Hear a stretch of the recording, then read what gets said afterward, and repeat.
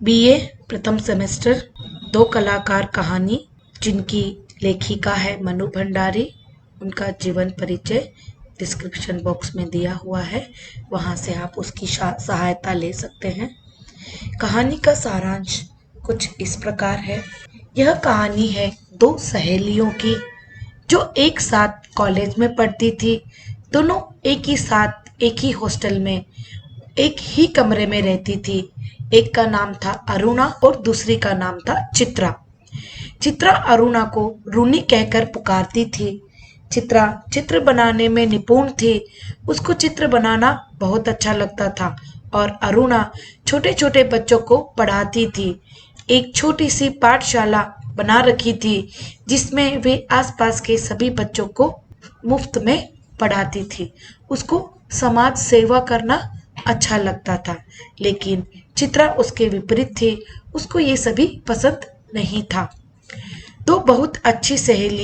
दोनों बहुत अच्छी सहेलियां थी। कहानी की शुरुआत होती है कि अरुणा सो रही थी तो चित्रा आकर उसे उठाती है और जबरदस्ती से उसका चादर खींच लेती है। उस पर अरुणा झुंझला जाती है। चित्रा ने उसको अपना बनाया हुआ नया चित्र दिखाने के लिए खींच कर लेकर जाती है। तभी अरुणा उस पर चिल्लाती है कि इसलिए उसने उसकी नींद खराब की थी। ये छोटी मोटी नोकझोंक दोनों सहेलियों के बीच चलती रहती थी। चित्र को देखकर अरुणा कहती है कि चित्र में क्या बनाया है, किसी को कुछ पता नहीं चलने वाला। तब चित्रा पहला इनाम अपने चित्र को मिलने की बात कहती है। दोनों में उन्होंने होने वाली बातचीत से पता चलता है कि दोनों में बहुत नजदीकी दोस्ती थी। चित्रा अरुणा को दिमाग लगाने की बात कहती है तो अरुणा नाराज हो जाती है। इतने में बाहर दरवाजे पर खड़े बच्चे अरुणा की प्रतीक्षा कर रहे थे और वे अरुणा को बुलाने आए थे। अरुणा चली जाती है। चित्रा उन बच्चों को बंदर कहती है कि उसकी पाठशाला का चित्र बनाने की बात भी कहती है। अरुणा को समाज सेविका कहती है। अरुणा चित्रा की बात पर कहती है यह कोई शर्म की बात नहीं है और वह बच्चों को पढ़ाने के लिए निकल जाती है। अरुणा बच्चों को पढ़ाकर रात 10 बजे तक जब घर आती है, इस पर हॉस्टल की एक और लड़की सविता जब उसको आते देखती है तो वह कहती है अरुणा पर तो किसी भी प्रकार का कोई बंधन नहीं है। चाहे वह जब चाहे वह आती है, उस पर किसी भी प्रकार का इसके ऊपर किसी भी प्रकार की कोई रोक टोक नहीं है। शीला चित्रा से अरुणा दीदी की परेशानी के बारे में बात करती है कि कोई बच्चा बीमार था और पता नहीं चल रहा था कि उसको क्या हुआ था। चित्रा शीला से उसके भक्त होने की बात भी कहती है। तब शीला जवाब देती है तुम भी कुछ ऐसा काम करो, तुम्हें तुम्हारी भी भक्त बन जाऊंगी। शीला उन्हीं के साथ में पढ़ने वाली एक सहपाठिका थी। अरुणा दूसरों की भलाई का काम करती थी, इसलिए सभी लोग उसको पसंद करते थे और हॉस्टल की वार्डन और प्रिंसिपल ने भी उसको छूट दे रखी थी। दूसरी सहेली चित्रा से कहती है कि तुझे अपने संवरने से समय मिले तो थोड़ा तू भी भलाई कर लिया कर, तो सभी तुझे भी पसंद करने लगेंगे। अरुणा जब रात को देर से आती है तो चित्रा उसके लिए खाना लाकर रखती है। यहाँ पर पता चलता है कि चित्रा अपनी दोस्त अरुणा की फिक्र करती थी और जब वह उसे देर आने का कारण पूछती है तो अरुणा से पता चलता है कि वह बच्चा जो बीमार था वह अब नहीं रहा। इस पर अरुणा बहुत दुखी होती है। तभी अरुणा उस रात खाना भी नहीं खाती है और उसकी आंखों से आंसू बह रहे थे। 2-3 दिन तक अरुणा ऐसे ही दुखी रही, लेकिन धीरे धीरे सभी पहले की तरह जैसा था वैसा वापस हो गया था।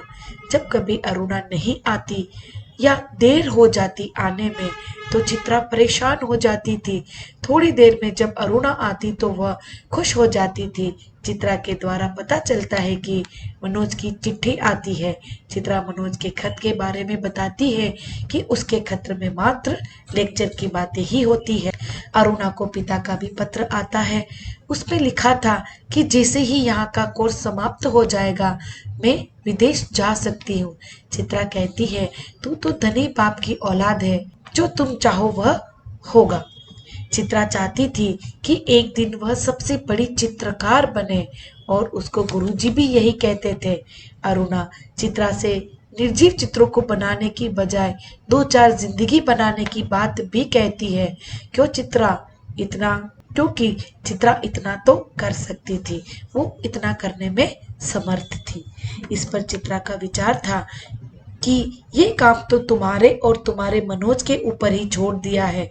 शादी करके दोनों बस यही काम करना। मतलब ये उसकी मजाक बनाती है।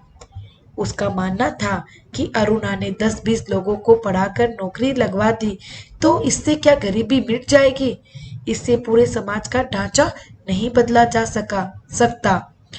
एक के करने से ये सभी कभी नहीं हो सकता। ऐसे ही दोनों सहेलियां कभी कभी लंबी बहसें करती रहती। 3 दिन से मूसलाधार वर्षा हो रही थी, रुकने का नाम तक नहीं ले रही थी। अरुणा सारे दिन चंदा इकट्ठा करने में लगी रहती थी। चित्रा इसको पढ़ाई करने के लिए भी कहती कि परीक्षा पास आने वाली है तो तू थोड़ी पढ़ाई भी कर ले।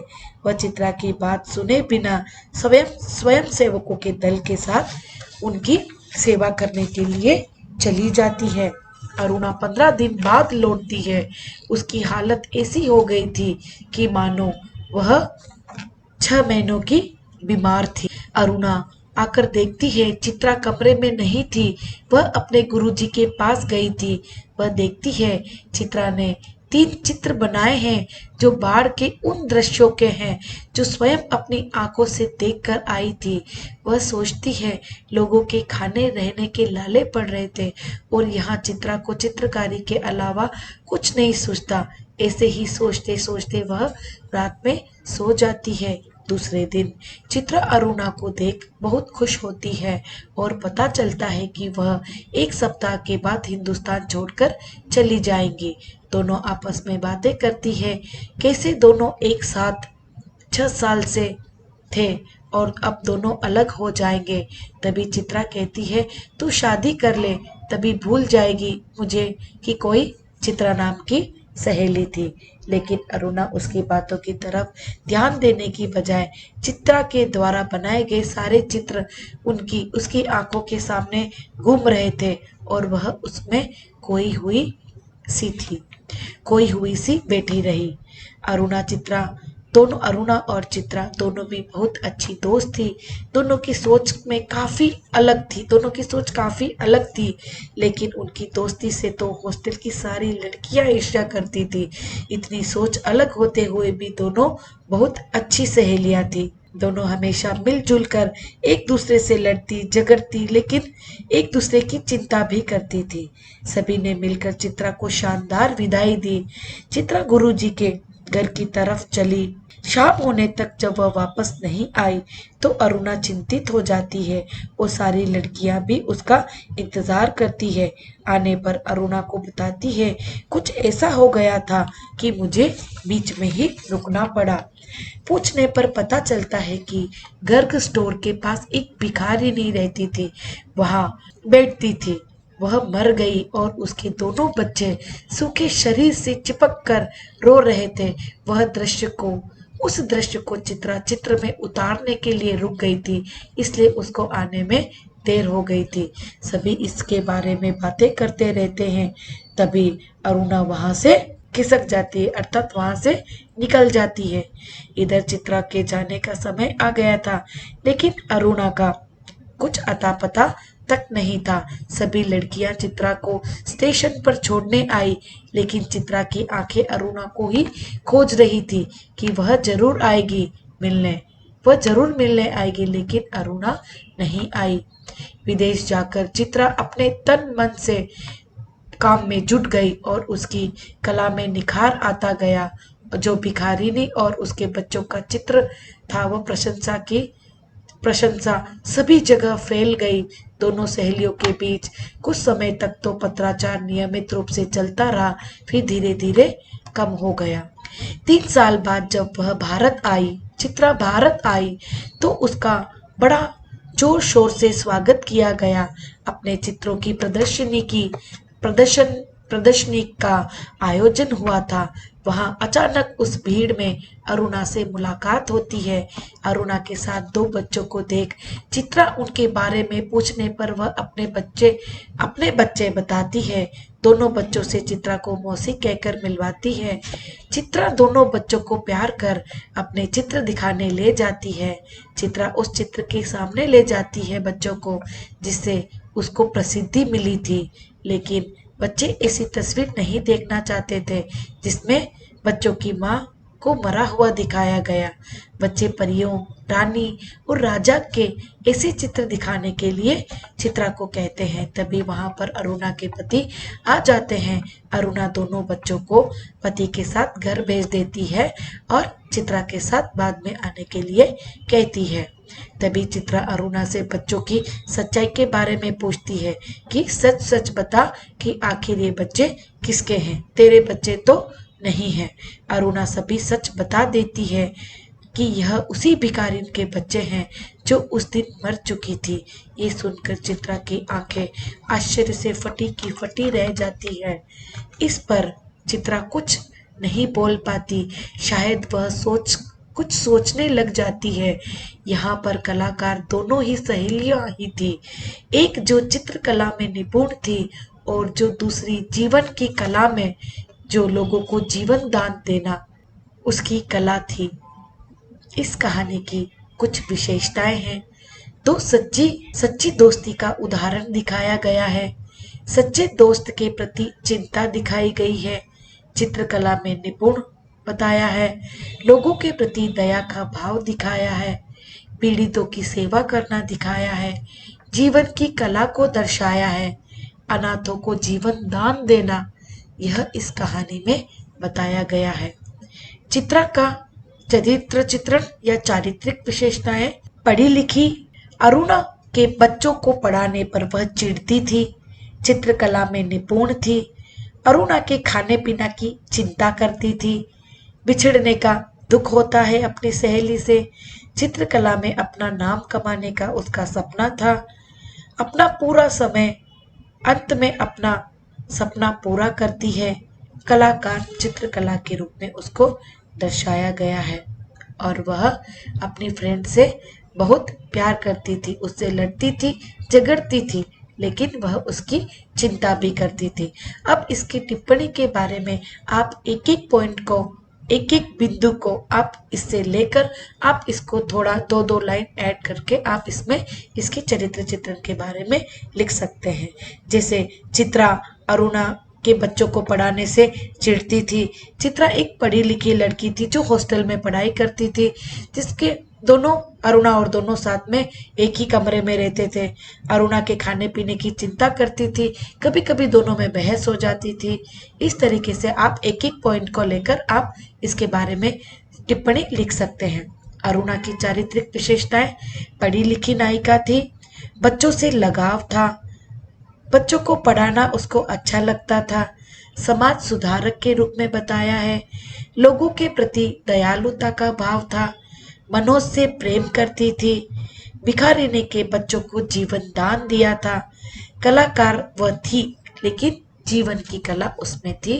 वह लोगों की सेवा करना ही एक कला मानती थी और अपनी सहेली को भी बार बार समझाती थी कि तू भी चाहे तो किसी का भला कर सकती है, लेकिन चित्रा इस बात को नहीं मानती थी। 1 अंक के प्रश्नोत्तर। 2 कलाकार कहानी के रचनाकार कौन है?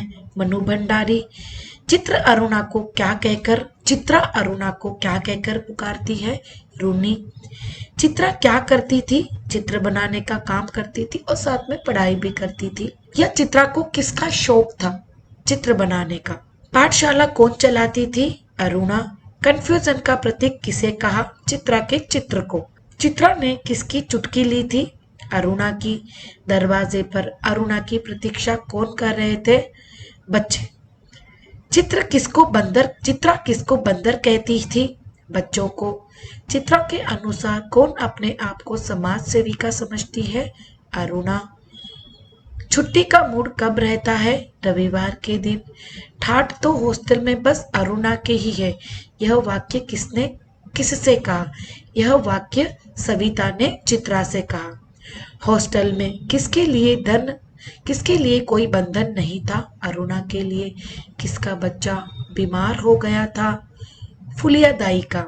चित्रा के अनुसार अरुणा की भक्त कौन थी? शीला। किसकी आंखें छल छला आई और क्यों? अरुणा की आंखें छल छला आई क्योंकि फुलिया दाई का बच्चा मर गया था। फुलिया दाई का बच्चा मरने पर किसने खाना नहीं खाया? अरुणा ने। अरुणा को कौन चिट्ठी लिखता है? मनोज। चित्रा के अनुसार किसका खत लेक्चर के समान था? मनोज का खत। किसके पिताजी का पत्र आता है? चित्रा के पिताजी का। पिताजी ने चित्रा को किस बात की अनुमति दी थी? पढ़ाई खत्म होने के बाद विदेश जाने की अनुमति दी थी। धनी बाप की इकलौती बेटी कौन थी? चित्रा। 24 घंटे कौन अपने रंग और तुलियों में डूबी रहती थी? चित्रा। चित्रा की तमन्ना क्या थी? अमृता शेरगिल की तरह उसका नाम भी गूंज उठे। यह उसकी तमन्ना थी या इच्छा थी? किसके बीच में कला और जीवन को लेकर बहस होती थी? दोनों सहेलियों के बीच अर्थात अरुणा और चित्रा के बीच। कितने दिन से मूसलाधार वर्षा हो रही थी? 3 दिन से। चंदा इकट्ठा करने में कौन व्यस्त थी? अरुणा। वह किसके लिए चंदा इकट्ठा कर रही थी? बाढ़ में पीड़ित लोगों को राहत दिलाने के लिए।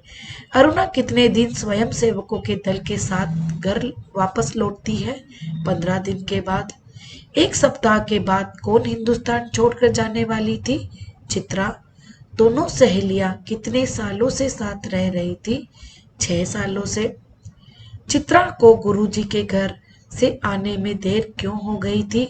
वह बीच में ही चित्र बनाने लग गई थी। वह किस प्रकार का चित्र बनाने लगी थी? भिखारिन जो मर चुकी थी और दोनों बच्चे उसको लिपटकर रो रहे थे, वह मार्मिक दृश्य का चित्र बनाने लगती है।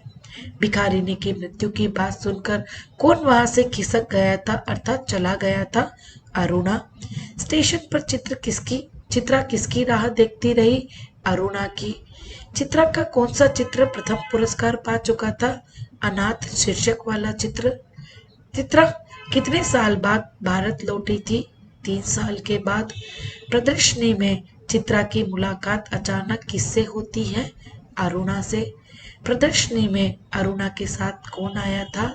2 बच्चे जिसमें एक लड़का एक लड़की। लड़के और लड़की की उम्र कितनी थी? लड़का 8 साल का था और लड़की की उम्र लगभग 5 साल की थी। बच्चों ने चित्रा से कौन सी तस्वीरें दिखाने के लिए कहा? राजा रानी परियों की। दोनों बच्चे किसके साथ थे जो अरुणा के साथ आए थे? दोनों बच्चे किसके थे जो अरुणा के साथ आए थे? उसी भिखारिनी के बच्चे थे जो कि मर गई थी और जिसके चित्र ने चित्रा को इतनी प्रसिद्धि दिलवाई थी। बच्चे की सच्चाई सुनने के बाद किसकी आंखें फैली की फैली रह गई थी? चित्रा की आंखें फैली की फैली रह जाती है।